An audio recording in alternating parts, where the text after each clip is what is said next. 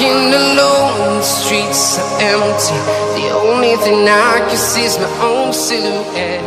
Dengan Muhammad Rosid dari kelompok 4 dengan materi Myasthenia Gravis.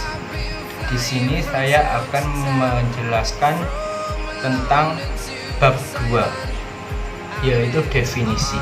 Definisi dari Myasthenia Gravis yaitu merupakan kelemahan otot yang parah dan satu-satunya penyakit neuromuskuler dengan gabungan antara kecepatannya terjadi kelelahan otot volunter dan lambatnya pemulihan.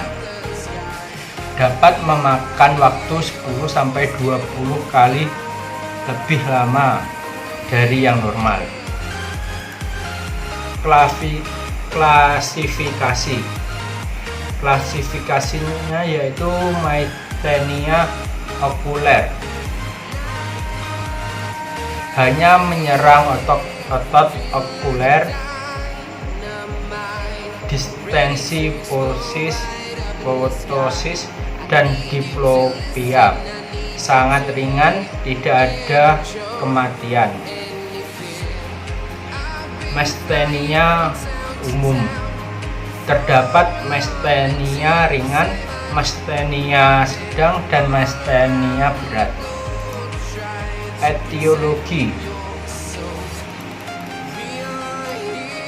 Etiologinya yaitu penyebab Myasthenia Gravis masih belum diketahui secara pasti.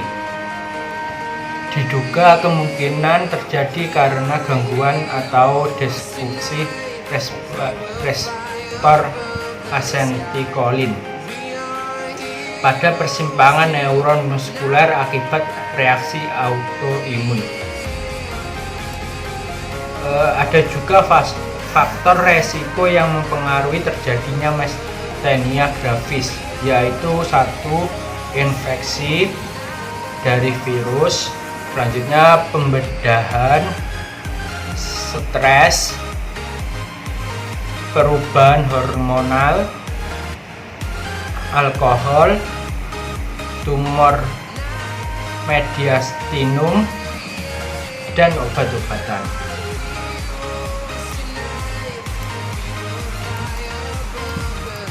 Selanjutnya yaitu manifestasi klinis. Karakteristik penyakit berupa kelemahan otot ekstrem dan mudah mengalami kelelahan yang umumnya memburuk setelah aktivitas dan berkurang setelah istirahat. Yaitu yang pertama yaitu dari manifestasi klinis, yaitu 1. Apabila otot simetri yang terkena umumnya dihubungkan dengan saraf kranial. Yang 2. Pengaruh terhadap laring menyebabkan disfonia, yaitu gangguan suara dalam pembentukan bunyi suara hidung atau kesukaran dalam mengucapkan kata-kata. Kelemahan pada otot-otot bulbar menyebabkan masalah mengunyah dan menelan, dan ada bahaya tersedak. Yang ketiga yaitu sekitar 15-20% keluhan pada tangan dan otot lengan. Pada otot kaki mengalami kelemahan yang membuat pasien lumpuh, yang membuat pasien jatuh. Yang keempat yaitu kelemahan diafragma dan otot-otot intrakosta menyebabkan gawat nafas yang merupakan keadaan darurat akut. Selanjutnya yaitu tanda-tanda dan gejala.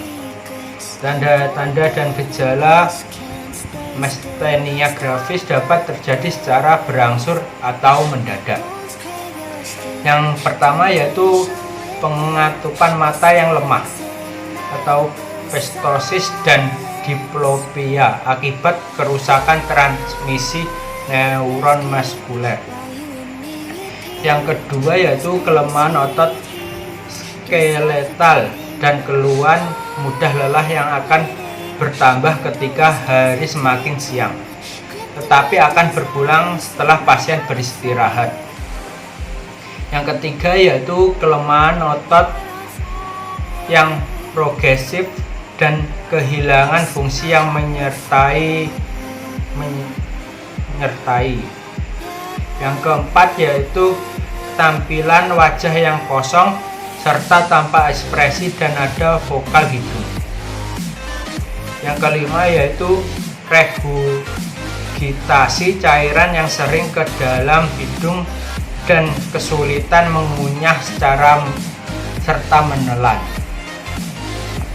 Yang keenam yaitu kelemahan otot-otot leher dengan kepala yang miring ke belakang untuk melihat. Yang ketujuh yaitu kelemahan otot-otot pernafasan, penurunan volume tidak serta kapasitas vital akibat kerusakan transmisi pada diafragma yang menimbulkan kesulitan bernafas. Saya Rizky Gusti Saleh, saya dari kelompok 4. Di sini saya akan menjelaskan tentang patofisiologi dari myasthenia gravis. Nah, yang pertama yaitu gangguan autoimun yang merusak reseptor asetilkolin yang mengakibatkan jumlah reseptor asetilkolin berkurang pada membran postsinaps yang mengakibatkan kerusakan pada transmisi impuls saraf menuju sel-sel otot karena kehilangan kemampuan atau hilangnya reseptor normal membran postsinaps pada sambungan neuromuskuler yang mengakibatkan kelemahan otot. Selanjutnya dari kelemahan otot, yang pertama mengakibatkan otot okular melemah, selanjutnya mengakibatkan otot gangguan levator palpebra, selanjutnya mengakibatkan ptosis dan diplopia, mengakibatkan gangguan citra tubuh. Selanjutnya dari kelemahan otot-otot mengalami otot wajah dan laring dan faring mengalami kelemahan. Selanjutnya regulasi makanan ke hidung saat menelan, suara abnormal, ketidakmampuan menutup rahang yang mengakibatkan resiko aspirasi dan defisit nutrisi.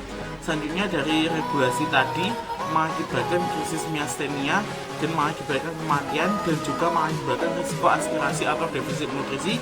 Juga dari krisis myasthenia tadi mengakibatkan kematian dan juga dari krisis myasthenia itu tersebut juga mengakibatkan pola nafas tidak efektif dan bersihan jalan nafas tidak efektif.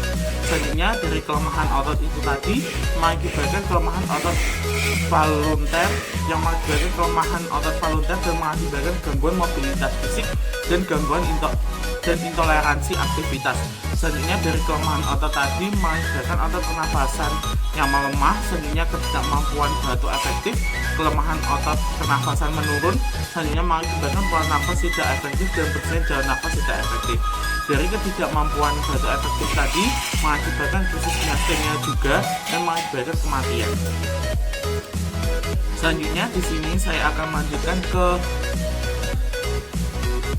komplikasinya. Dari komplikasi myasthenia gravis itu terdapat dua komplikasi. Yang pertama myasthenia crisis, yang kedua cholinergic crisis. Nah, dari yang pertama myasthenia crisis, pasien dengan myasthenia gravis sedang ataupun berat, keduanya memiliki kelainan atau kesulitan untuk menelan dan bernafas, seringkali mengalami penurunan kondisi. Selanjutnya dari cholinergic crisis itu mengakibatkan krisis cholinergic terjadi sebagai hasil dari pemberian obat yang berlebihan. Selanjutnya penanganan pertama atau penata laksanaan pertama pada pasien penderita myasthenia gravis. Ini merupakan suatu keadaan gawat darurat dan paling membahayakan. Karena apa? Kelemahan otot pernafasan yang dapat menyebabkan gagal nafas akut. Jadi penanganan pertamanya yang dilakukan yaitu tindakan intubasi cepat sangat diperlukan. Selanjutnya dari hasil penelitian.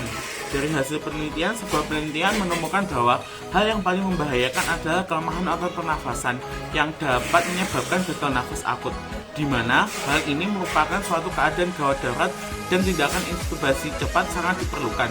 Pada pemeriksaan fisik, terdapat kelemahan otot-otot palatum yang menyebabkan suara penderita seperti berada di hidung atau nasal twang to be voice, serta regurgitasi makanan terutama yang bersifat cair ke hidung. Penderita selain itu, penderita myasthenia gravis juga mengalami kesulitan dalam mengunyah serta menelan makanan, sehingga dapat terjadi aspirasi cairan yang menyebabkan penderita batuk dan sesak saat minum. Sekian penjelasan dari saya, terima kasih. Di sini saya Mary akan melanjutkan presentasi. Untuk selanjutnya yaitu pasien. Nyanyi berusia 30 tahun datang dengan keluhan sesak napas sejak 3 hari yang lalu, disertai dengan keluhan kesulitan mengunyah dan menelan makanan, dan juga mengalami penurunan berat badan. 3 hari sebelum masuk rumah sakit, keluhan semakin parah sehingga sulit untuk bernafas dan sulit untuk menelan maupun berbicara. Kemudian pasien dibawa ke rumah sakit medika. Sampainya di IGD, pasien diberikan alat bantu nasal kanul dengan 3 liter per menit. Pasien mengatakan nafsu makannya menurun, namun masih bisa makan sedikit. Pasien mengatakan belum pernah merasakan hal ini sebelumnya. Untuk BAB dan BAK tidak ada keluhan. Pasien tidak memiliki riwayat hipertensi ataupun diabetes mellitus. Pasien belum pernah mengalami keluhan sebelumnya dan tidak ada riwayat keluhan serupa pada keluarganya.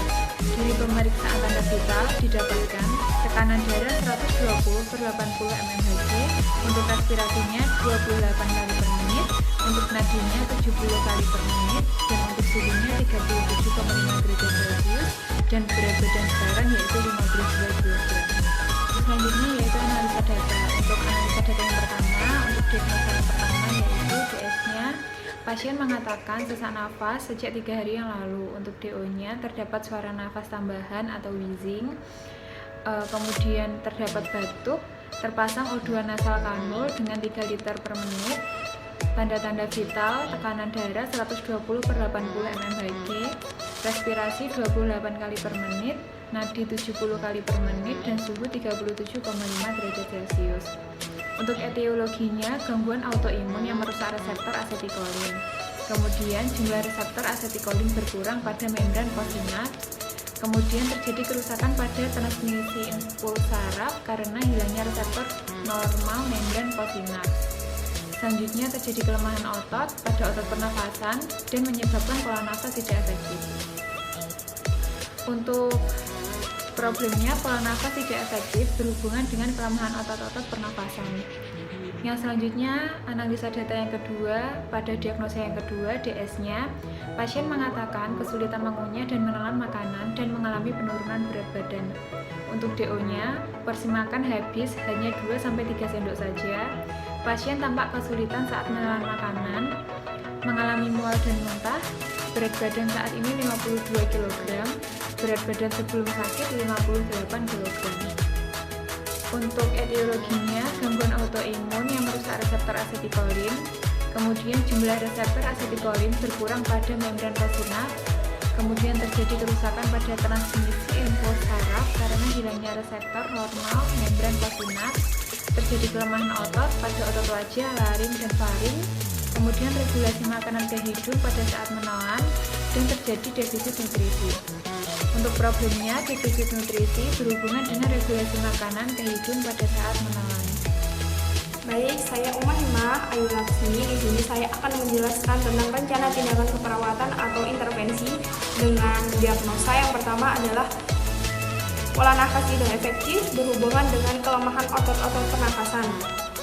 Lalu untuk tujuannya ada dua, ada tujuan jangka panjang dan tujuan jangka pendek. Untuk tujuan jangka panjangnya sendiri, diharapkan pasien mampu bernafas secara normal tanpa alat bantu pernafasan dalam waktu 3x24 jam. Lalu untuk jangka pendeknya sendiri, diharapkan pasien mampu bernafas secara normal tanpa alat bantu pernafasan dalam waktu 1x24 jam. Lalu untuk kriteria hasilnya, yang pertama adalah dyspnea menurun, lalu penggunaan otot pernafasan meningkat, frekuensi nafas membaik, kedalaman nafas membaik. Lalu untuk intervensinya sendiri di sini ada manajemen jalan nafas. Yang pertama adalah observasi, yaitu yang pertama memonitor pola nafas seperti frekuensi, kedalaman, dan usaha nafas. Lalu monitor bunyi nafas tambahan, lalu monitor sputum seperti jumlah, aroma, dan warna. Lalu untuk tindakan terapeutiknya Pertahankan kepatenan jalan nafas, lalu posisikan semi fowler atau setengah duduk, lalu memberikan minuman hangat, lalu melakukan fisioterapi dada jika perlu, lalu melakukan hisap lendir atau suction, lalu berikan O2 atau oksigen jika diperlukan. Lalu untuk tindakan edukasinya, yang pertama adalah anjurkan asupan minum 200 ml per liter per hari jika tidak kontraindikasi. Lalu anjurkan teknik batuk efektif.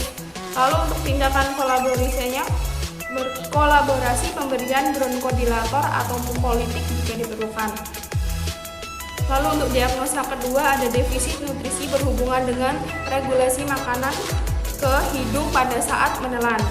Untuk tujuannya ada dua, sama seperti tadi, tujuan jangka panjang dan tujuan jangka pendek. Untuk tujuan jangka panjangnya sendiri, diharapkan pasien mampu menelan dan mengunyah secara normal dan mengalami peningkatan berat badan dalam waktu 3 kali 24 jam.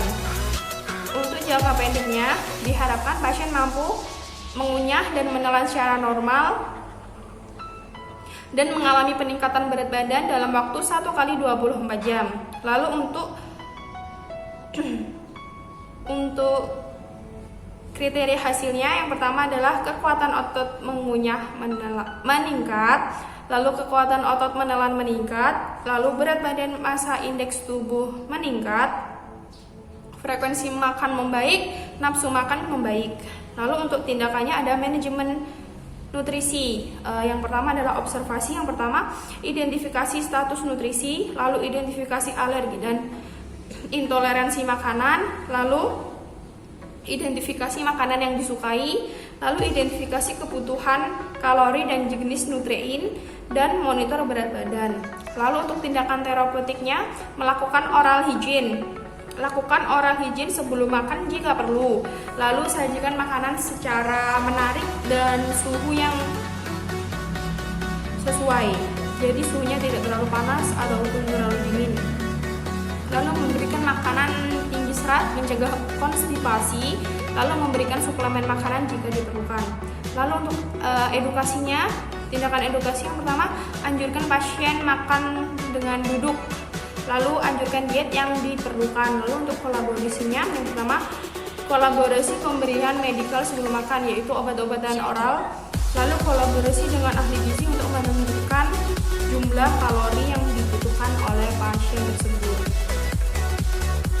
Lalu sekarang ke tindakan keperawatannya atau implementasi.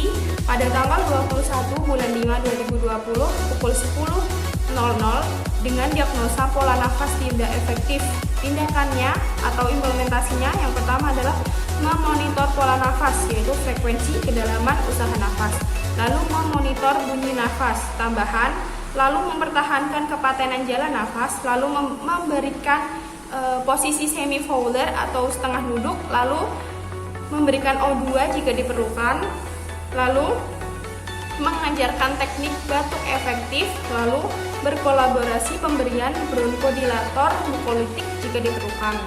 Lalu untuk diagnosa yang kedua, yaitu defisit nutrisi pada tanggal 21 bulan 5 2020 pukul 10.05. Yang pertama adalah mengidentifikasi status nutrisi yang dialami oleh pasien, lalu mengidentifikasi kebutuhan kalori dan jenis nutrien, lalu memonitor berat badan setiap saat, lalu menyajikan makanan secara menarik dengan suhu yang sesuai, lalu memberikan suplemen jika diperlukan, dan yang terakhir adalah berkolaborasi dengan ahli gizi untuk menentukan jumlah kalori dan jumlah nutrien yang dibutuhkan.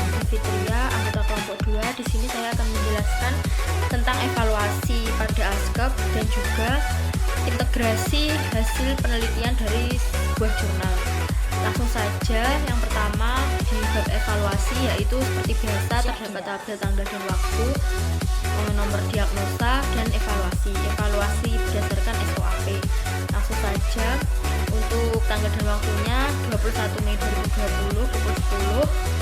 Subjeknya, pasien mengatakan sudah merasakan sesak napas sejak 3 hari yang lalu.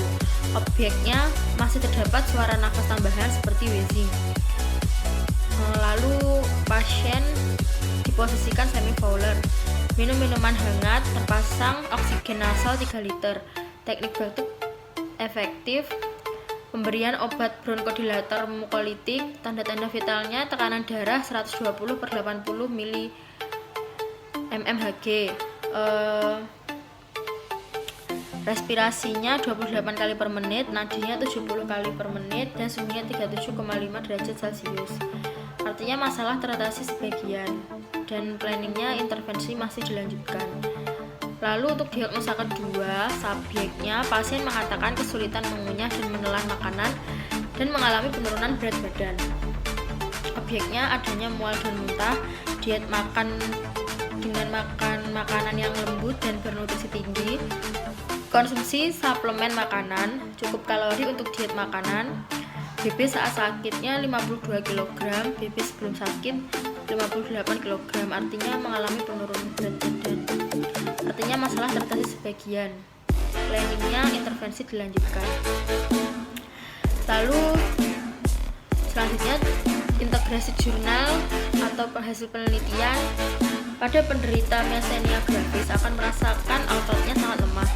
Seperti pada kasus di atas mengalami kelemahan otot dari otot faring, lidah, palatumol, dan laring, sehingga timbullah kesukaran menelan dan berbicara. Gejala yang paling serius dari myasthenia gravis, kesulitan bernafas. Pada kondisi seperti ini, ketidakmampuan untuk mempertahankan jalan nafas paten dikatakan sangat krisis. Pasien tersebut harus diintubasi dan dibantu dengan respirasi mekanis. Karena kurangnya ekspresi wajah pasien, penderita myasthenia gravis dalam masa krisis tidak mungkin terlihat tertekan, namun akan gelisah dengan nafas dangkal dan cepat. Selain itu, untuk penata laksanaannya, kelemahan otot menelan adalah manajemen nutrisi sudah sesuai dengan harapan kebutuhan nutrisi pasien dapat terpenuhi dengan baik. Namun perlu ditingkatkan lagi bab farmakologinya, seperti terapi farmakologis termasuk obat anti-kolinsterase dan agen imunosupresif seperti kortikosteroid, azathioprine, siklosporin, plasmapheresis, dan imunoglobulin intravenal. Baik, saya Dr. Anissa akan menyimpulkan presentasi dari kelompok kami, yaitu myasthenia gravis atau GM, penyakit autoimun dari transmisi neuromuskular yang menghasilkan kelemahan otot. Klasifikasinya ada dua, yaitu kelompok 1 myasthenia okular, kelompok 2 myasthenia umum, terdiri dari ringan, sedang, dan berat. Penyebabnya belum dapat diketahui secara pasti, namun dapat diduga penyakit terjadi karena gangguan reseptor di asektikon pada persiapan neuromuskular akibat reaksi autoimun. Karakteristiknya berupa kelemahan otot ekstrim, mudah mengalami kelemahan,